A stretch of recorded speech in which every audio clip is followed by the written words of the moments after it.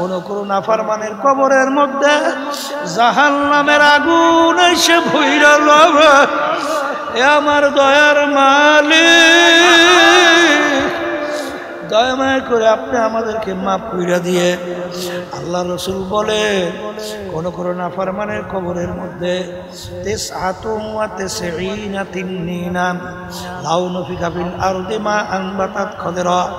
আল্লাহর হাবিব বলেন কোন নাফরমানের কবরের মধ্যে একটা দুইটা না 99টা বিষাক্ত সাপ জমা হইয়া যাবে। এত বিষধর সাপ হবে, জমিনের দিকে মুখ করে যদি ফুঁক পেত কোনো গাছপালা তরুলতা মাথা জাগাতে পারতো না। কিয়ামত পর্যন্ত নাফরমানকে ওই সাপ পেঁচাইয়া পেঁচাইয়া ঠুকরাইতে থাকবে। আল্লাহ আপনি আমাকে সবাইকে মাফ করিয়া দিয়ে। দুইজন আন্দাবাদা ফেরেশতা কিয়ামত পর্যন্ত গুর্জো দিয়া পিটাবে। আরে আল্লাহু আকবার, আরে ওই কবরের মাটি নাফরমানকে দুই পাশ থেকে এমন ভাবে চাপ মারবে, এক পাজরে হাত দিয়ে অন্য পাজরে মিশাইয়া দেবে। আল্লাহ আপনি আমাকে আমাদের সবাইকে মাফ কইরা দেন। এ কবরের যাত্রীরা, কুরআনুল কারীম কিন্তু সত্য। 1500 বছরের মধ্যে এত ইসলামের শত্রু দুনিয়ার থেকে গেল, এত বৈজ্ঞানিক দার্শনিক গেল, বর্তমানে অভাব নাই। ইসলাম বিদ্বেষী সংখ্যার কোনো অভাব নাই, কিন্তু আজ পর্যন্ত কুরআনুল কারীমের মধ্যে একটা নোক্তারও কোনো পরিবর্তন ভুল বের করতে পারে না। এ জোরে কও পারছে, পারছে।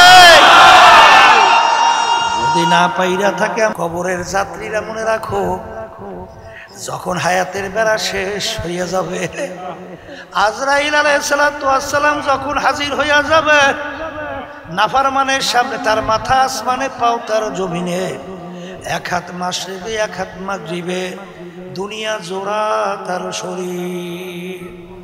নীল রঙের মতো দিঘির মতো দুইটা চক্ষু, পশম কালো কালো শরীরের ভিতরে ভরা, প্রত্যেক পশমের গোড়া দিয়ে আগুনের জিহ্বা বাইর হইতে থাকবে। এই অবস্থা দেখে নাফরমানের রূহ তো তার বের হইতে চাবে না। 360টা মকামের ভিতরে পালাপালি করবে।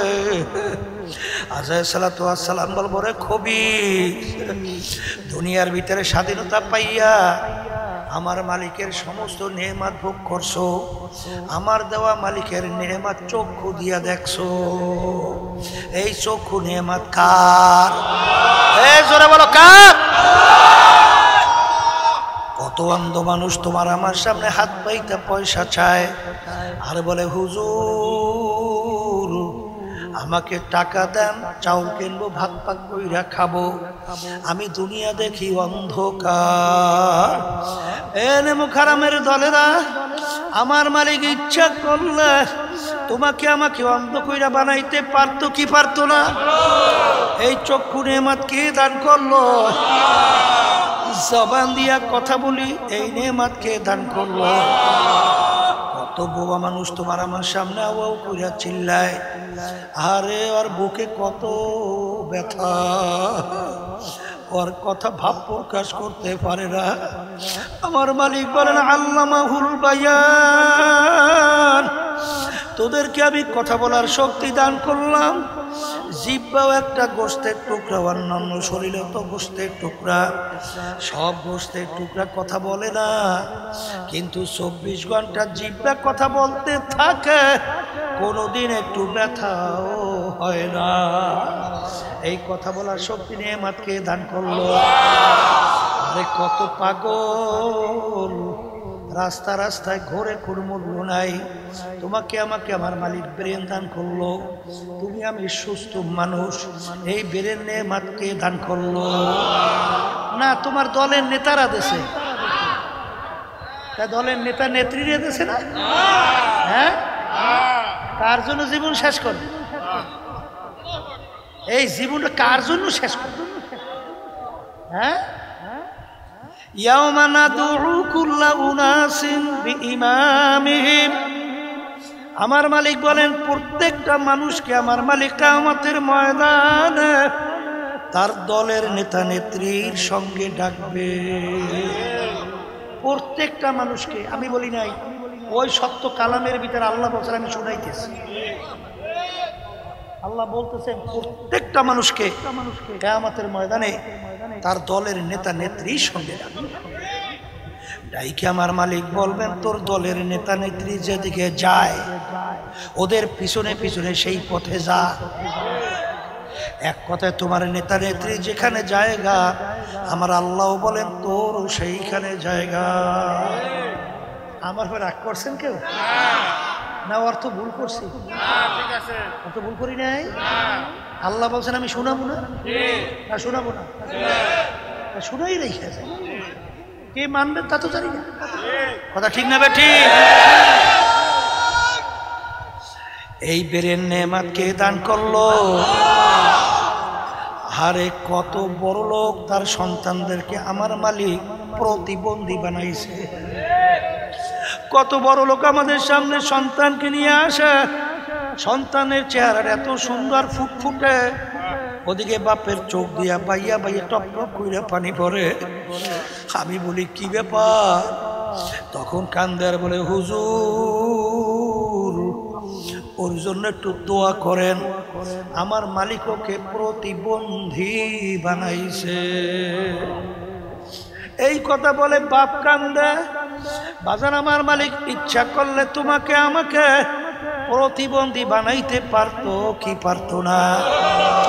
তাহলে আমার মালিক এই সুস্থ শরীর সুরাল ফি আহসানি তাকওয়িম এত সুন্দর সুরাতের মানুষ কে বানাইলো?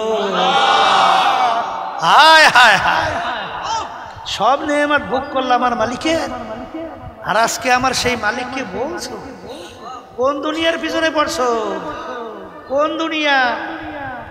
হ্যাঁ, সেই দুনিয়াটা হইল অশান্তির জায়গা। আর দুনিয়া দারুল মেহনে ওয়াল বালা, দুনিয়াটা হইল বালা মুসিবতের জায়গা, কষ্ট ক্লেশের জায়গা। এই গরম এই ঠান্ডা খুব আরাম না? গরমে খুব আরাম লাগে না? কথা বলে না? ঠান্ডার ভিতরে খুব আরাম লাগে না? হ্যাঁ, এই ছেলে কথা শোনে না, মেয়ে কথা মানে না, খুব আরাম আছেন না?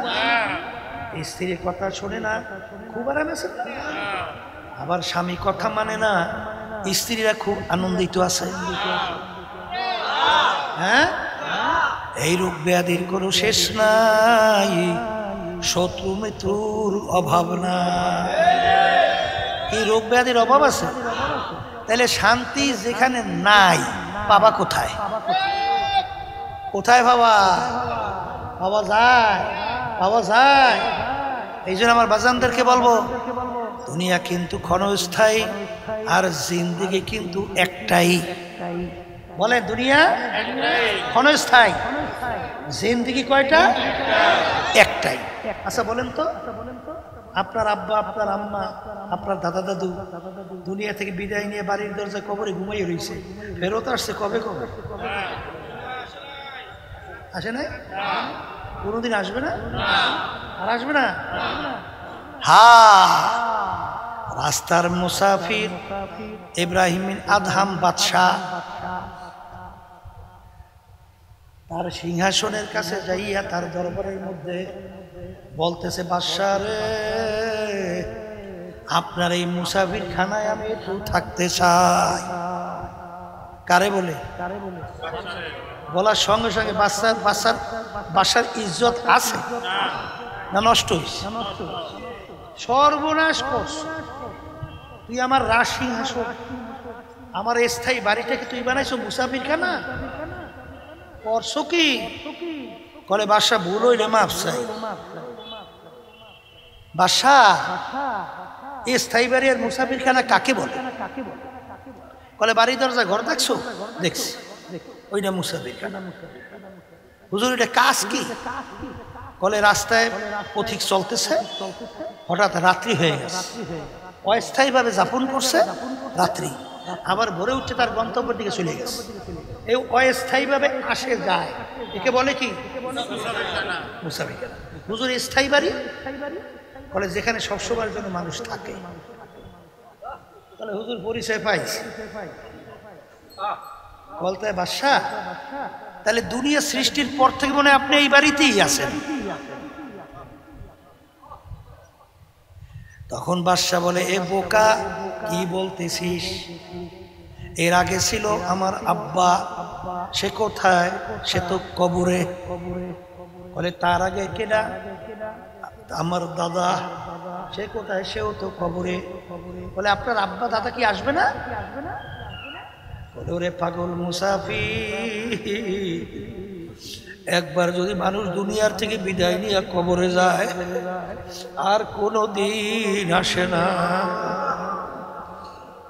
তখন মুসাফির বলে, বাদশা রে, তাহলে আপনি মনে হয় চিরজীবন থাকবেন? তখন বাদশা বলে, ওরে পাগল মুসাফির, কুল্লু নাফসিন যায়িকাতুল মাউত, মানুষ মরণশীল, আমি একদিন দুনিয়ার থেকে বিদায় নিয়ে কবরে যাব। বলে, আপনিও কি আর আসবেন না? না, আমি আর কোনোদিন আসবো না। তখন মুসাফির বলে, বাদশা রে, আপনি আমাকে বলছেন বোকা, আসলে বড় বোকা তো আপনি। এ বাদশা, আপনার বাড়ির দরজায় মুসাফির খানা, একবার মানুষ থাইকা চইলা গেলে আবার এসে ইচ্ছা করলে থাকতে পারে, কিন্তু আপনার এই মুসাফির খানা থেকে যদি একবার কেউ বের হয়ে যায় আর কোনো দিন আসে না। মুসাফির হাম এহা সবাই কবর আখের ঠিকানা, কোই আগে রওয়ানা হয়, কোই পিছে রওয়ানা। বলার সঙ্গে সঙ্গে বাদশার চিন্তার পরিবর্তন ঘটে গেল। আমি এই বাদশাহী দিয়া কি করব? আমি এই সম্পদ দিয়া কি করব? আমি এই সম্মান দিয়া কি করব? আমাকে যেদিন সাদা 3টা কাপড় দিয়া পেঁয়াজ দেবে, তখন কোথায় যাইবে আমার বাদশাহী? কোথায় যাবে আমার টাকার গরম? কোথায় যাইবে আমার ক্ষমতার গরম? আর যদি আমার মালিককে রাজি খুশি না কইরা যদি কবরে যাই, আল্লাহ রসুল বলছে, আল কবরু রাউযাতুম মিন রিয়াজিল জান্নাহ আও হুফরাতুম মিন হুফারিন নার।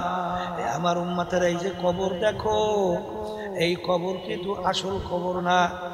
কোন আল্লাহর বান্দা বান্দির কবর একটা বেহেশতের বাগান হইয়া যাবে। এ মুসলমান, আমি বলি না, আল্লাহ রসুল বলছেন, আমি শুনাইতেছি। আল্লাহ আপনি আমার জন্য, আমাদের সবার জন্য কবুল করে নেন। আল্লাহ রসুল বলে, ও আমার উম্মতেরা, কোন নাফরমানের কবরের মধ্যে জাহান্নামের আগুন এসে ভইরা যাবে। এ আমার দয়ার মালিক, দয়া মায়া করে আপনি আমাদেরকে মাফ কইরা দিয়ে। আল্লাহ রসুল বলে, কোন নাফরমানের কবরের মধ্যে 99 তিন্নিনান লাউ নফিকা ফিল আরদি মা আনবাতাত খদরা। আল্লাহর হাবিব বলেন, কোন নাফরমানের কবরের মধ্যে 1টা 2টা না 99টা বিষাক্ত সাপ জমা হইয়া যাবে। এত বিষধর সাপ হবে, জমিনের দিকে মুখ করে যদি ফুঁক পেত, কোনো গাছপালা তরুলতা মাথা জাগাতে পারতো না।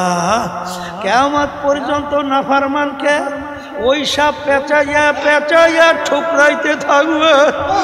আল্লাহ আপনি আমাকে সবাইকে মাফ করিয়া দিয়ে। 2 জন আন্দাবাদা ফেরেশতা কিয়ামত পর্যন্ত গুরজু দিয়া পিটাবে। আরে আল্লাহু আকবার, আরে ওই কবরের মাটি নাফরমানকে 2 পাশ থেকে এমন ভাবে চাপ মারবে, এক পাজরে হাত দিয়ে অন্য পাজরে মিশাইয়া দেবে। আল্লাহ আপনি আমাকে আমাদের সবাইকে মাফ কইরা দেন। এ কবরের যাত্রীরা, কুরআনুল কারীম কিন্তু সত্য। 1500 বছরের মধ্যে এত ইসলামের শত্রু দুনিয়ার থেকে গেল, এত বৈজ্ঞানিক দার্শনিক গেল, বর্তমানে অভাব নাই। ইসলাম বিদ্বেষী সংখ্যার কোনো অভাব নাই, কিন্তু আজ পর্যন্ত কুরআনুল কারীমের মধ্যে একটা নোক্তারও কোনো পরিবর্তন ভুল বের করতে পারে না। জোরে কও, পারছে। যদি না পাইরা থাকে, আমার বাজানদেরকে বলবো, পর্দা আলে মা বোনদেরকে বলবো, বাজান, আর দুনিয়া মাজরাতুল আখিরা, এই দুনিয়াটা হলো আখিরাতের সম্বল সম্পদ কামাই করার জায়গা। এ আল্লাহর বান্দারা, পর্দা আলে মা বোনেরা, এরপরেও যদি না বুঝো, মালিক কত ঘটনা বাংলাদেশের মধ্যেও দেখায়। আমাদের চরমনাইয়ের মুজাহিদ ছিল কুড়িগ্রাম, আরে অনেকে তাকে ঘুঘু মুন্সি কইয়া ডাকতো, আসলে তার নাম ছিল বশির উদ্দিন মুন্সি। বাজান দুনিয়ার থেকে বিদায় নিয়ে কবরে যাওয়ার পরে 32 বছর পরে নদীর ভাঙ্গলে যখন তার কবর ভেঙে গেল, কাপনের কাপন সহ তাজা লাশ বের হয়ে আসলো। বাজান 32 বছর পরে কাপনেরও কাপড়, এই কাপনের কাপড়েরও কিছু হয় নাই।